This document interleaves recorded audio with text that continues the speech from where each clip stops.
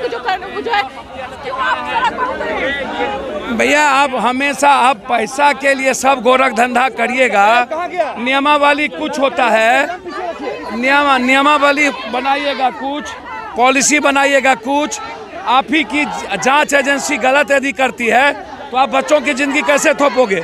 जांच एजेंसी यदि आप कह रहे हो कि योग्यता प्रभावित हो गई तो फिर एग्जामिनेशन प्रभावित नहीं हो रहा है। आप जांच एजेंसी को आप नया बहाल करिए, उसकी पारदर्शिता लाने के लिए फिर से आप जांच करवाइए। उसके लिए आपने नई पॉलिसी बनाने की तैयारी कर दी। जो बच्चे आप इतने ONGC NGO में जितने बहाली आप कर रहे हैं, क्या वो रिटर्न है? क्या नियोजित वाले रिटर्न हैं? क्या डॉक्टर से लेके आयुष से लेके सब रिटर्न में हैं? आप तो सब जितना बेस्ट सर्टिफिकेट को लेकर के आप जो उसकी प्रक्रिया की जांच है कंप्लीट रूप से आप क्या करते हैं? आप जो मेरिट लिस्ट है उसके मुताबिक आप सभी बहाली की प्रक्रिया को आप चालू रखे हुए हैं। फिर इतने दिनों के बाद अमीन की बहाली या और भी आप गेस्ट लेक्चरर की देख लीजिए, पॉलिटेक्निक वाला तो उसको देख लीजिए, आप कॉलेज के प्रोफेसर का, आप अमीन की जो बच्चे और बच्ची हैं जिसको आपने सब कुछ कंप्लीट हो गया, जांच प्रक्रिया कंप्लीट हो गई और अब जांच ज्वाइन की बारी आई तो आपने जांच प्रक्रिया को कह दिया प्रभावित है। तो ये प्रभावित किसने बताया आपको? सब कुछ पैसे का खेल ये पदाधिकारी और नेता मिलके करते हैं। इसीलिए अमीन में जो बहाली हमारे इंटेलिजेंट बच्चे हैं पॉलिटेक्निक के, इंजीनियरिंग किए हुए, जो टेक्निकल एग्जाम दे करके अपना कम लंबा समय एग्जामिनेशन और पढ़ाई पर दे करके जब उनकी ज़िंदगी बनाने की बारी आई तो इतने हज़ारों बच्चों की ज़िंदगी ये तबाह कर रहे हैं। ये आवाज़ है कि आप जिस प्रक्रिया नियमावली के तहत इस जांच को मेरिट लिस्ट पर लाए थे, आपकी जांच गलत है तो गलती आपकी है, गलती आप कर रहे हैं। आप जांच अपने जांच के कारण हमें प्रभावित नहीं कर सकते हैं। कितना आता है सिस्टम पे गुस्सा कितना आता है? सर सिस्टम पर कितना गुस्सा है कि 30 तारीख है आज और लोग मजे ले रहे हैं, चोर सब गिनती कर रहा है, मजे ले रहा है जात पात का, और हमारे बच्चे सिस्टम के खिलाफ, व्यवस्था के खिलाफ अपनी जिंदगी देने के लिए तैयार है, अपनी जिंदगी बनाने के लिए, बचाने के लिए। हम लोग का मांग है कि पुरानी प्रक्रिया से बहाली क्लियर हो और नहीं, हम लोग चाह रहे हैं कि हमारे जो पुरानी प्रक्रिया से बहाली क्लियर हो और काउंसलिंग लिस्ट जल्द से जल्द जारी करें।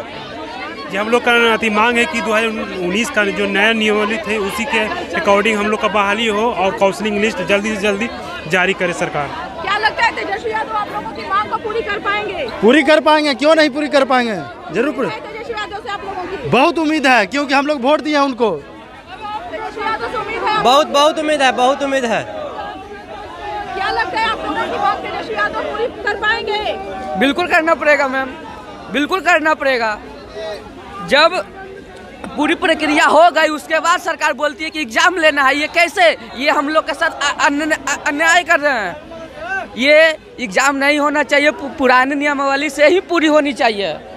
ये हम लोगों की मांग है। क्या लगता है कि नई सरकार आप लोगों की मांग पूरी कर देगी? मांग तो सुनती नहीं है सरकार, लेकिन हम लोग अपने तरह से सरकार को सुनाने के लिए बहुत प्रयास कर रहे हैं कि सरकार माने, नहीं मानेंगे तो हम लोग उग्र प्रदर्शन करेंगे, क्योंकि हम सरकार को मनाने के लिए हर तरह संभव प्रयास कर चुके हैं, लेकिन सरकार मानती नहीं। ये सब निकम्मा सरकार है।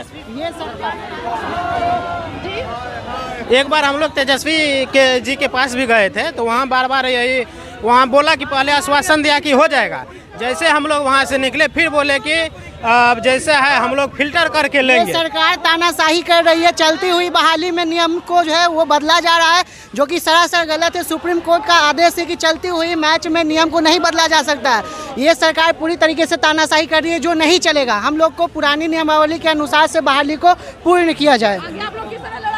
निकम्मा सरकार हम लोग जाएंगे, उग्र प्रदर्शन होगा हम लोग का, उग्र प्रदर्शन है। बहुत सरकार को मनाने के लिए हम लोग बहुत प्रयास कर चुके हैं, गोर तक पकड़े सरकार का, लेकिन हम लोग अहिंसा हम लोग लाखों की संख्या में हम लोग हिंसा करेंगे। हम लोग बहुत सरकार की हर मनमानी को देखते हुए हम लोग उग्र प्रदर्शन करने के लिए तैयार हैं, क्योंकि हम लोग मंत्री जी के घर तक जाएंगे, आवास तक जाएंगे, जहाँ तक हम लोग का प्रयास है।